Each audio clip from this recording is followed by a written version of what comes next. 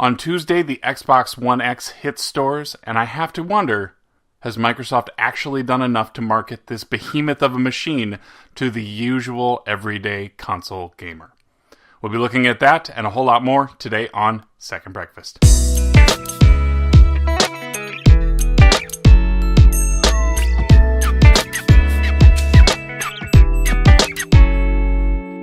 Hello there, I am Musty Hobbit, and there's nothing that a hobbit loves more than another helping of Second Breakfast, so welcome back.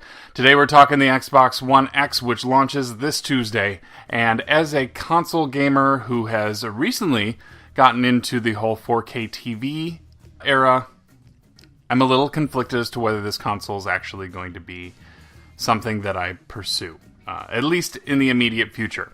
Now, to give you a little bit of history, I have been an Xbox fan pretty much since the beginning of that machine's life, back to 2001. I historically have been a gamer who goes for the biggest and the brightest and the cutting-edge technology, and I told myself that I was done buying consoles on day one, because that's usually the time when the consoles are the most expensive, the time when there's a lack of support for said console, and generally those purchases, although a lot of them have been fantastic, some of them have had sort of lackluster launches. And so the Xbox One X poses some interesting stats behind it. It is something that certainly is compelling, and from a power standpoint would be a fantastic addition to all of the other consoles that I enjoy playing on a regular basis. But I have to wonder, did Microsoft miss on the way that they've marketed this? And are there certain things about this console that could be better? To me, one of the biggest draws of this console is obviously the power behind it, the output resolution, and some of the other features. The Ultra Blu-ray drive is certainly a feature that would be nice to have. Now, the Xbox One X is not alone in offering this. In fact, the Xbox One S offers a few of these features as well, HDR lighting, and that Ultra Blu-ray drive. Now, Microsoft put themselves in an interesting spot by announcing up front that not only would the Xbox One X play with everything that was on the Xbox One S, but that it would not have any exclusive software to the console itself. And they are in kind of a tough spot because they have to play both sides here. They can't fracture their customer base by all of a sudden saying these are X-only exclusives, yet they at the same time aren't utilizing that as a sales tactic to say that this is where you play that. To this point, the big selling piece on this has been this is the place to see these games in their best form.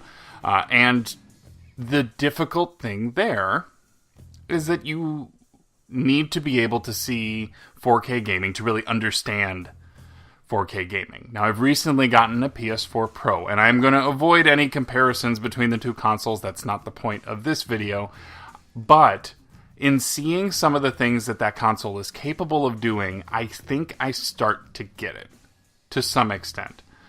There's something about either an upscaled 4K or 4K gaming and a 60 frames per second gameplay that is soothing to the eyes. I played Ratchet and Clank, and that game is magnificent. My eyes actually felt relaxed while I was gaming, which is a pleasant surprise. It was certainly something that I didn't expect. To the same extent, I've actually picked up Wolfenstein 2 on the PS4 for those same graphical upgrades, a little bit more power under the hood when it comes to loading times and things like that. And I've been very pleased with my gameplay on that as well. So I have to wonder, in a system that requires that you almost sit down and actually play it, have they given us enough time to actually try it? I have not seen displays out there available to play. I have rarely been in an opportunity, aside from watching YouTube clips in 4K, to see what 4K gameplay looks like. And I think this is one where, you know, you can only trust what you're seeing out of Digital Foundry or other news sites to really believe what it is that they're saying that you will get out of these systems. Now, a big thing to take from there is that you know, there are a ton of games that Microsoft says that they are going to provide enhancements to, and that is excellent. Will a stock hard drive support that? I don't know. And we're going to have to see what sort of storage requirements that's going to demand. The X, I think, comes with a 1 terabyte drive, and I'm not sure that that's going to be enough for many games. The Master Chief Collection alone is nearly a 100 gigabyte game, considering everything that is playable on that. So, storage limitations are certainly a concern. But I'm struggling with the fact that I really like what Microsoft does with their consoles. I'm still kind of wavering because of my experience with my Day 1 Edition Xbox One, but is this console really the right thing for me? And part of me thinks, yes, I'm enjoying the 4K, but do I want to put that kind of money down on another iteration of the same console, or do I wait it out?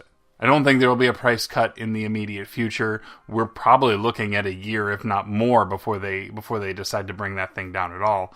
And judging from a lot of the tech specs, which I won't go into detail on, I think the price is justified.